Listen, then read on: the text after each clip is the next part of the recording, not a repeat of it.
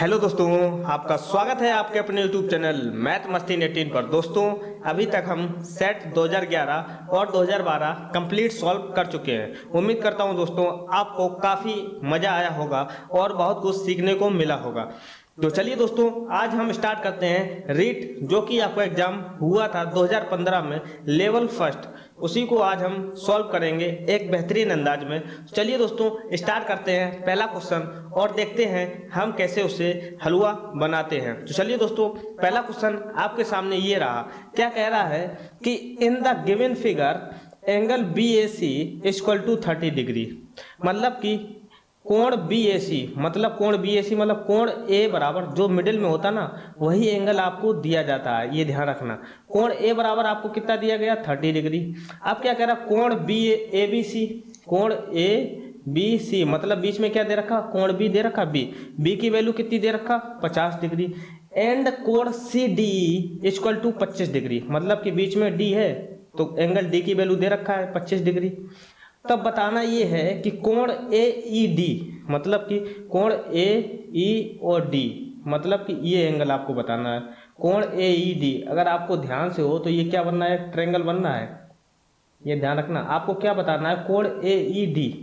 ठीक है, इस एंगल को आपको बताना है कि इसकी वैल्यू क्या है। नीचे हिंदी में भी वही लिखा है कि दी गई आकृति में कोण BAC अगर 30 डिग्री है, कोण ABC अगर 50 डिग्री है, कोण CDE अगर 25 डिग्री है, तब कोण AED कितना होगा। बहुत ही आसान सवाल है। अगर आप थोड़ा सा भी दिमाग लगाओगे ना तो आपका आंसर मिल जाएगा। आंसर आपका क्या होगा, option A is the right answer. पता कैसे, एक आपने प्रॉपर्टी पढ़ी होगी, मैं ज़्यादा डिफिकल्टी नहीं ले जाऊंगा, सिर्फ नॉर्मल प्रॉपर्टी बता रहा हूँ। आपने पढ़ा होगा कि इंटीरियर एंगल का सम एक्सटीरियर एंगल के सम के बराबर होता है। जैसे आपके सामने दो एंगल दे रखे, θ1 और θ2। अगर इस साइड एक्सटीरियर एंगल निकालना है ना, इस साइड एक्सटीरियर एंगल का सम क्या होगा, जो साइड वाला एक्सटीरियर एंगल है ना उसको हम ढील देंगे। मतलब कि इस साइड जो बाहरी कोण है उसका सम क्या होगा, सिर्फ अपोजिट साइड के जो दोनों सम होंगे ना एंगल, अपोजिट साइड के एंगल का सम के बराबर होता है। मतलब कि इस साइड के एंगल की बात करें तो ये एंगल क्या होगा, θ1 प्लस θ2। ये आपने एक्सटीरियर एंगल की प्रॉपर्टी बहुत ही आसानी में पढ़ी होगी अगर आपने ट्रायंगल पढ़ा है। बस हम उसी का इस्तेमाल करेंगे। आप मुझे बताओ, ये एंगल दिख रहा BAC, मैं कलर चेंज कर दे रहा हूँ, आपको ये दिख रहा BAC दिख रहा है। आप मुझे बताओ, ये बाहरी एंगल 50-30 है। अगर मैं इस एंगल को बात करूंगा ना, ये देखो एक प्रकार से एक्सटीरियर एंगल ही तो हो जाएगा ना। एक्सटीरियर एंगल का अगर सम निकालने की कोशिश करूंगा ना तो क्या बराबर होता है, 30 और 50 के बराबर होगा। 30-50 कितना होता है, 80। ये प्रॉपर्टी होती है। इसका मतलब क्या है कि कोण C बराबर क्या हो जाएगा, 80 डिग्री हो जाएगा। आप ध्यान से देखना। अब मैं आपको एक त्रिभुज और दिखाने की कोशिश कर रहा हूँ। आप ये त्रिभुज देखो, ये CED त्रिभुज देखो, CED। आप मुझे बताओ, अगर ये देखो, ये क्या है, एक्सटीरियर एंगल है इस ट्रायंगल का। आप मुझे बताओ, अगर मैं एक्सटीरियर एंगल की वैल्यू निकालना चाहूँगा ना, इसके अपोजिट साइड के जो भी एंगल होता है ना उनके सम के बराबर होता है। 80 और 25 के बराबर, 80 प्लस 25 कितना होता है, 105। मतलब कि ये भी 105 डिग्री हो जाएगा। आपको दिमाग नहीं लगना है। अगर आपको एक्सटीरियर एंगल के बारे में थोड़ा सा भी नॉलेज होगी ना, आपका आंसर आसानी से आ जाएगा। Option A is the right answer. अगर नॉलेज नहीं है तो सीख लो। जैसा कि मैंने बताया है, जब भी अगर एक्सटीरियर एंगल लगाओगे ना तो एक्सटीरियर एंगल क्या होता है, किसके सम के बराबर होता है। जैसे मैं कहूँ, ये θ1 दे रखा, ये θ2 दे रखा है और ये θ3 दे रखा है। अगर आपको एक्सटीरियर एंगल लगाना है तो इस साइड के एंगल के बराबर होगा। इसका बाहरी एंगल निकालना है, इसके अपोजिट क्या है, θ1 है और θ2। और θ3 नहीं होगा, θ3 नियरेस्ट एंगल होता है। नियरेस्ट एंगल को आप छोड़ दीजिए, पास वाले एंगल को छोड़ दीजिए, बचे दो एंगल, उसको जोड़ के लिख दीजिए। बाहरी एंगल का सम क्या हो जाता है, θ1 प्लस θ2। ये आपका आंसर हो जाएगा। तो उम्मीद करता हूं दोस्तों पहला क्वेश्चन आपको बहुत ही अच्छे समझ में आया होगा। चलिए बढ़ते हैं क्वेश्चन नंबर दूसरे की ओर और देखते हैं क्वेश्चन नंबर दूसरा क्या कह रहा है।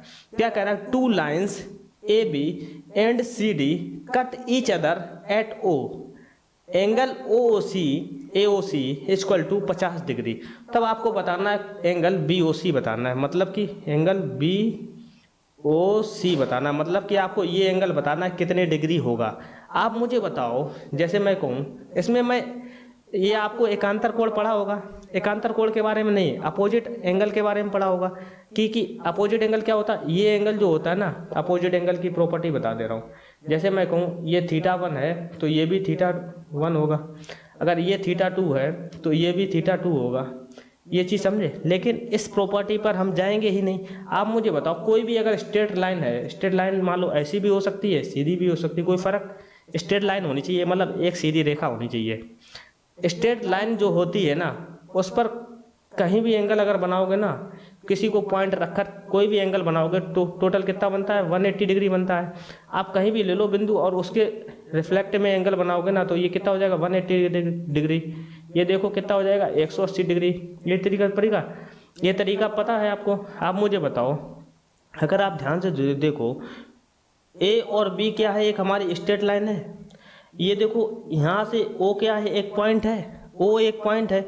आप मुझे बताओ ये पूरा एंगल कितना हो जाएगा हमारा, 180 डिग्री होगा, 180 डिग्री होगा। लेकिन आधा एंगल दे रखा है, आधा एंगल कितना दे रखा है, यहाँ तक का एंगल दे रखा है 50 डिग्री। आपसे पूछ क्या रहा, ये एंगल पूछ रहा है, ये 50 है तो ये एंगल कितना हो जाएगा, पूरा एंगल 180 होता है तो ये 50, ये पूरा ये इधर वाला कितना हो जाएगा, 180 डिग्री। आसानी से सोल्व हो जाएगा ना। स्ट्रेट लाइन में एंगल क्या होता है, 180 डिग्री होता है। एक 50 डिग्री दे रखा है तो दूसरा एंगल कितना हो जाएगा, 180 माइनस 50 करोगे तो 130 डिग्री हो जाएगा।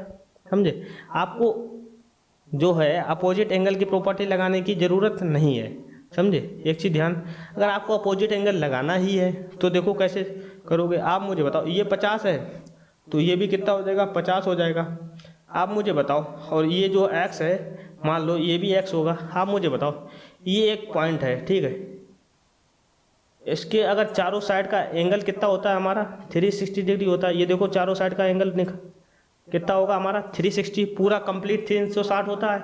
आप मुझे बताओ, पूरा 360 होता है। ये देखो 50 50 100 और x कितना हो जाएगा, 2x, मतलब कि 100 प्लस 2x बराबर कितना होना चाहिए, 360 डिग्री होना चाहिए। अब 2x बराबर कितना हो जाएगा, 100 उधर जाएगा, 360 में से 100 चला जाएगा तो कितना बचेगा, 260। अब x बराबर कितना हो जाएगा, 130 डिग्री। ऐसे भी आ जाएगा, x की वैल्यू कितनी हो जाएगी, 130 डिग्री। या तो ऐसे निकाल लो, या आप थोड़ा सा सोचोगे ना स्ट्रेट लाइन के बारे में तो चीज़ें आसानी हो जाएंगी। आपको अपोजिट एंगल निकालने की ज़रूरत ही नहीं है। उम्मीद करता हूँ दोस्तों क्वेश्चन नंबर दूसरा बहुत ही अच्छे समझ में आया होगा। चलिए बढ़ते हैं क्वेश्चन नंबर तीसरे की ओर और देखते हो क्वेश्चन नंबर तीसरा क्या कह रहा है। क्या कह रहा है, the diagonal of a rectangle. अगर आपको नहीं दिख रहा है ना तो मैं पढ़ के सुना दे रहा हूँ, धैर्य रखिए। क्या कह रहा है, the diagonal of a rectangle field is 70 metre and its perimeter is 46 metre. What is the area of field? जैसे ही आपको दिखा ना, आपका ऑप्शन लग जाना चाहिए बी, आंसर सही हो जाएगा। क्या कह रहा है, किसी आयताकार खेत का विकर्ण 17 मीटर तथा परमाप 46 मीटर है तो इस खेत का क्षेत्रफल क्या होगा। बहुत ही आसान सवाल है। आपको क्या दे रखा है, एक आयत दे रखा है, आयत हम बना दे रहे हैं। इसमें क्या कह रहा है कि इस आयत का जो विकर्ण है वो कितना है, 17 मीटर है, ठीक है। और आपसे कह रहा है कि इसका पेरीमीटर, मतलब कि चारों भुजाओं का योग कितना दे रखा, 46 मीटर दे रखा है। मतलब चारों साइडों का योग कितना दे रखा, 46 मीटर। रेक्टेंगल में पता होना चाहिए कि आपस की साइडें जो होती हैं आमने सामने की बराबर होती हैं, ये चीज़ पता। अब एक ध्यान रखना, जब भी विकर्ण आपको 17 दिया गया हो और ये देखो चूंकि 90 डिग्री पे बनाता है तो ये 888 बनाएगा, 888 पढ़ाएंगे तो ऑटोमेटिक आपको साइडें पता चल जाएंगे कि ये 8 होगा और ये 15 होगा।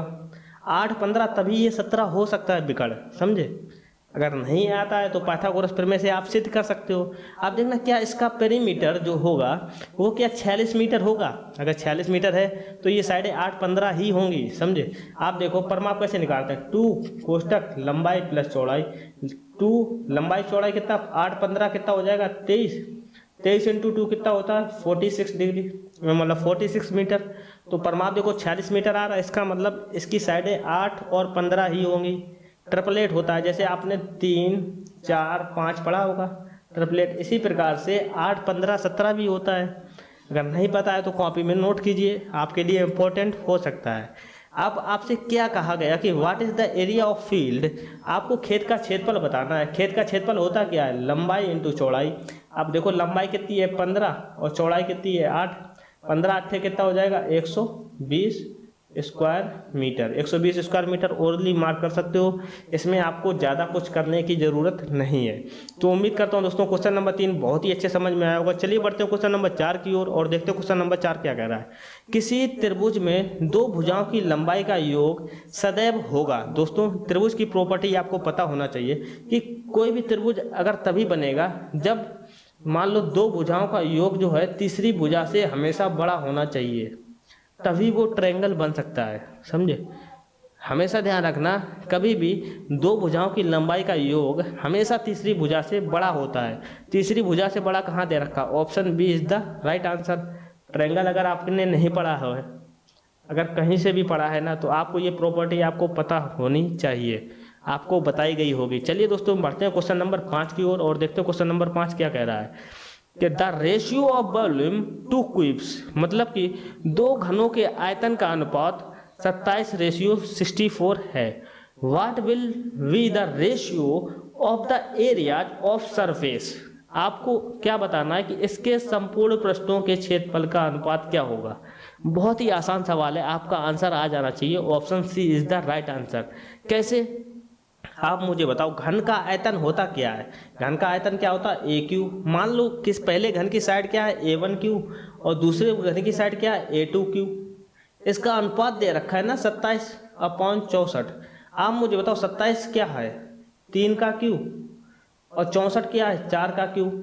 यहाँ से कंपेयर कर लो, AQ बराबर 3Q, इसका मतलब A1 बराबर 3 और A2 बराबर 4Q, इसका मतलब A2 बराबर कितना हो जाएगा, 4। कंपेयर करोगे ना। अब आपसे पूछ क्या रहा, संपूर्ण पृष्ठों के क्षेत्रफल का अनुपात। संपूर्ण पृष्ठ के क्षेत्रफल का अनुपात, संपूर्ण पृष्ठ क्षेत्रफल होता है कितना, 6a² होता है। मान लो पहली साइड मैंने A1 मानी तो क्या हो जाएगा, 6a1² अपॉन 6a2² आपसे पूछ रहा है। बस देखो यहाँ से 6 से 6 खत्म हो जाएगा। A1 का स्क्वायर मतलब A1 कितना है, 3, 3 का स्क्वायर कितना हो जाएगा, 9। अब A2 का स्क्वायर मतलब A2 कितना है, 4, 4 का स्क्वायर कितना हो जाएगा, 16। आपका आंसर कितना हो जाएगा, 9:16। दोस्तों बहुत ही आसान सवाल है, ओरली ये सब किए जा सकते हैं। तो चलिए दोस्तों देखते हैं क्वेश्चन नंबर 6 हमारा क्या कह रहा है। तो क्वेश्चन नंबर 6 क्या कह रहा है, निम्न में से कौन सा सही है। दोस्तों बहुत ही आसान सवाल है, क्या बताना है आपको, निम्न में से कौन सा सही है। आप मुझे बताओ, इधर क्या दे रखा है, a - b का होल स्क्वायर। आपने पढ़ा होगा कि a - b का होल स्क्वायर क्या होता है, इक्वल टू a² माइनस का 2ab प्लस का b²। दोस्तों कहीं दे रखा है, बिल्कुल option C is the right answer. Option C क्या होगा हमारा राइट आंसर। लेकिन दोस्तों मैं आपके लिए एक होमवर्क दे रखा हूँ दोस्तों, ऑप्शन ए और ऑप्शन बी भी सही हो सकते हैं। अगर दोस्तों ऑप्शन नंबर डी जो उसमें अगर ये कह सकते थे कि ऑल ऑफ देम सही है, ऑल ऑफ राइट, मतलब कि तीनों सही हो सकते हैं, तो दोस्तों मैं ऑप्शन डी को मार्क करता। लेकिन यहाँ ऑप्शन डी में कुछ और दे रखा है, इसलिए आपके सामने मजबूरी होती है कि a - b का whole square equal to a² minus 2ab plus b²। आप सही मार्क लगा के चले आना। दोस्तों ए और बी भी सही हो सकते हैं। आपके लिए होमवर्क है, आप मुझे बताना कि ए और बी की ऐसी मैं क्या वैल्यू रखूँ जो हमारे ए और बी दोनों सही हो जाएं। तो चलिए दोस्तों बढ़ते हैं क्वेश्चन नंबर 7 की ओर और देखते हैं क्वेश्चन नंबर 7 हमारा क्या कह रहा है। तो क्वेश्चन नंबर 7 क्या कह रहा है कि व्हेन द नंबर 3 की power 98 is divided by 5 the remainder is, मतलब की संख्या 3 की पावर 98 को हम जब 5 से भाग करते हैं ना, 5 से भाग देने पर आपको बताना है कि शेष रहता है। दोस्तों बहुत ही आसान सवाल है, जब भी आप इस तरीके के क्वेश्चन सॉल्व करोगे ना, नीचे देखो हर में क्या दे रखा है, 5। अब आपको क्या करना है कि अंश में आपको ऐसा बनाना है कि आपको रिमाइंडर जो शेषफल हो, नीचे से जब भाग देंगे ना, हमेशा शेषफल क्या बचे, 1 बचे। तो आप मुझे बताओ 3 की पावर 98 को आप कुछ इस तरीके से तोड़ सकते हो कि 5 से भाग देने पर हमको शेषफल 1 बचे, बिल्कुल तोड़ सकते हो। अगर मैं 3 की पावर 98 को 3 की पावर 2 और इधर कितना 2 चौको 8 2 में 18, 3 की पावर 2 की पावर 49 लिख सकता हूँ ना, 3 की पावर 98, क्योंकि पावर का आपस में मल्टीप्लाई हो जाता है, समझे। नीचे क्या लिखा, 5। आप मुझे बताओ 3 की पावर 2 होता कितना है, 9। 9 की पावर 49 अपॉन 5 लिखा। 9 की पावर 49 का मतलब समझे, 9 का मल्टीप्लाई कितनी बार, 49 बार करना है आपको, और फिर आपको क्या करना है, भाग करना है। आप मुझे बताओ जब या तो ऐसे कर लो आप, देखना 5 से जब भाग करोगे 9 का, 5 दूनी 10 होता है, यहाँ पर शेषफल क्या बचेगा, माइनस का 1 बचेगा। 5 दूनी 10, शेषफल चूंकि 9 है, शेषफल -1 बचेगा। इसी प्रकार यहाँ भी शेषफल -1 बचेगा। ऐसे कितनी बार है, 49 बार। आप मुझे बताओ 49 क्या है, ऑड नंबर है। -1 का जब आप ऑड नंबर से साथ में मल्टीप्लाई करते हो ना, तो क्या आता है, हमेशा -1 ही आता है। चूंकि -1 आता है, शेषफल हमारा -1 आया, लेकिन शेषफल कभी नेगेटिव नहीं होता है। जब शेषफल आपका नेगेटिव आए तब आपको पॉजिटिव लाने के लिए आपको कुछ नहीं करना होता है। जिससे आप भाग दे रहे हो उसमें आप शेषफल को जोड़ दीजिए, आपको रिमाइंडर मिल जाएगा। 5 प्लस माइनस का 1 करोगे ना, कितना हो जाएगा, 4। 4 हमारा क्या हो जाएगा, रिमाइंडर हो जाएगा। 4 इज द राइट आंसर, मतलब option D is the right answer. जब भी दोस्तों रिमाइंडर आपका नेगेटिव आए, तब डिवीजर में से आप रिमाइंडर को जोड़ दीजिए, आपका आंसर मिल जाएगा, रिमाइंडर आपका पॉजिटिव आ जाएगा। तो option D is the right answer. उम्मीद करता हूं दोस्तों क्वेश्चन नंबर 7 बहुत ही अच्छे समझ में आया होगा। चलिए बढ़ते हैं क्वेश्चन नंबर 8 की ओर और देखते हैं क्वेश्चन नंबर 8 हमारा क्या कह रहा है। 4 - 2 - 9 की पावर 0 है, प्लस 3 की पावर 2, यहाँ देखो क्या दे रखा, भाग दे रखा है, +1 + 3 इज इक्वल टू, मतलब कि आपको मैं लिख दे रहा हूँ 4 2 - 9 की पावर 0 प्लस 3 का स्क्वायर, यहाँ देखो भाग दे रखा, भाग 1, फिर क्या दे रखा, प्लस का 3। इसकी वैल्यू आपको बतानी है। बहुत ही आसान सवाल है। सबसे पहले किसी की पावर अगर 0 हो ना, तो आज से कॉपी में नोट कर लेना, उसकी वैल्यू कितनी आती है, 1 आती है। 4 इसकी पावर 0 है तो इसकी वैल्यू क्या आएगी, 1, प्लस 3 की पावर 2 है, 3 की पावर 2 कितना होता है, 9। 9 में भाग जब 1 का जाओगे तो बचाएगा कितना, 9 ही बचेगा, कोई दिक्कत नहीं। फिर कितना जोड़ना है, 3, आप जोड़ लो, 9 3 12, 12 और 4 16, 16 में से 1 गया, 15, 15 कहाँ दे रखा, option C is the right answer. तो उम्मीद करता हूँ दोस्तों इस तरीके के सवाल जब भी आए ना, चीज़ें आपके लिए आसान हो जाएगी। चलिए दोस्तों बढ़ते हैं क्वेश्चन नंबर 9 की ओर और देखते हैं क्वेश्चन नंबर 9 हमारा क्या कह रहा है। बहुत ही आसान सवाल है। क्या कह रहा है, 10,000 plus 10 ones plus 10 tens equals, मतलब कि 10,000 प्लस 10 इकाई और 10 दहाई बराबर है। जब भी दिखाइएगा ना 10,000, देखो 10,000 को आप ऐसे नहीं लिख सकते हो, 10,000 ये हो गया, 10,000 हो गया। 10 इकाई का मतलब गुणा 1, 1000 का मतलब गुणा 100, गुणा 1000 और दहाई का मतलब गुणा का 100। अब 10 गुणा 100 करोगे, 10 इकाई मतलब 10 गुणा 1 करोगे, कितना आएगा, 10 ही आएगा। अब यहाँ देखो 10 दहाई मतलब 10 गुणा 100 मतलब कितना हो जाएगा, 1000 हो जाएगा ना। 10 गुणा 100 करोगे कितना आ जाएगा, 1000 हो जाएगा। अब इसको जोड़नी तो है, जोड़ दो, खटाक दो, 1 1 0 1 0, मतलब कितना आ जाएगा, 11,010। 11,010 कहाँ दे रखा, option B is the right answer. तो इस तरीके के सवाल ना बहुत ही आसानी तरीके से सॉल्व किए जाते हैं। उम्मीद करता हूँ ये देखना, ऑप्शन डी तो बिल्कुल ही गलत हो जाए। क्यों, इकाई, दहाई, सैकड़ा, 1000, 10,000, लाख, आप 10,000 में उससे छोटी वैल्यू जोड़ रहे हो। 10,000 में जब छोटी छोटी वैल्यू जोड़ रहे हो, मैं क्या कर रहा हूँ, 10,000 में आप 10,000 प्लस 10,000 भी जोड़ते ना तो 30,000 ही आता, आपकी वैल्यू लाख में नहीं जाने वाली थी, समझे। तो उम्मीद करता हूँ दोस्तों इस तरीके के सवाल आपको ऐसे ही उड़ाने हैं। Option B is the right answer. चलिए बढ़ते हैं क्वेश्चन नंबर 10 की ओर और देखते हैं क्वेश्चन नंबर 10 क्या कह रहा है। Number of minutes in 10 days is equal to the number of second in, मतलब कि 10 दिनों में मिनटों की संख्या बराबर है निम्न घंटों में सेकंडों की संख्या के। आप मुझे बताओ, बहुत ही आसान सवाल है। देखना 10 दिनों में मतलब 10, एक दिन में 24 घंटे, तो 10 दिन में 10 गुणे 24 घंटे हो जाएंगे। अब एक घंटे में 60 मिनट, तो 24 घंटे में कितने हो जाएंगे, मिनट की संख्या करेंगे 10 गुणे 24 गुणे 60 हो जाएंगे। ये आपको बताना है कि कितने घंटों की सेकंडों की संख्या के बराबर होगा। आप मुझे बताओ, अगर मैं धीरे से कहूँ, आप मुझे बताओ, जैसे मैं कहूँ यहाँ से देखो 24 है ना, और ये कितना है, 60 है, ठीक है। यहाँ देखो 24 को आप क्या लिख सकते हो, 4 गुणे 6 लिख सकते हो, बिल्कुल लिख सकते हो। आप मुझे बताओ 10 गुणे 4 गुणे 6 करना है। अब मुझे बताओ 10 का गुणा अगर 6 के साथ करूंगा ना, तो ये संख्या ऐसे लिख सकता हूँ, 4 गुणे 60 गुणे 60। देखो 10 को मैंने 6 के साथ चिपका दिया, 6 गुणे 10 कितना होगा, 60, और ये 60 तो है ही यही, 2 60 बन गए और ये 4। आप मुझे बताओ ये क्या हो गया, 4 कोई क्वांटिटी है, 60, मतलब कि option C is the right answer. कैसे, 4 घंटे को आप सेकेंड में बदलो, 4 घंटे को पहले आप मिनट में बदलोगे तो 60 का गुणा करोगे, अब इसको सेकंड में बदलोगे तो भी 60 का गुणा करोगे, वही चीज़ लिख के आ गई 4 गुणे 60 गुणे 60। आप देखना 10 गुणे 24 गुणे 60 इक्वल टू हमारा कितना हो जाएगा, 4 घंटे हो जाएगा। दोस्तों कैलकुलेशन करने की ज़रूरत नहीं है, अगर आप थोड़ा सा भी सोचते हो ना तो चीज़ें आपके लिए आसान हो जाएंगी। उम्मीद करता हूँ दोस्तों ये सेशन आपको बहुत ही अच्छे समझ में आया होगा। अगर दोस्तों ये सेशन आपको समझ में आया होगा दोस्तों, रेस्ट सवाल हम क्लास 2 में कंप्लीट करेंगे। अगर दोस्तों ये सेशन आपको समझ में आया हो तो प्लीज़ शेयर कीजिए अपने दोस्तों के साथ एंड सब्सक्राइब जरूर कर लेना दोस्तों चैनल। अगर आपको मेरी मेहनत थोड़ी सी भी बहुत पसंद आ रही हो तो प्लीज़ सब्सक्राइब कर लेना दोस्तों। चलिए दोस्तों इसी के साथ विदा लेते हैं। जय हिंद दोस्तों।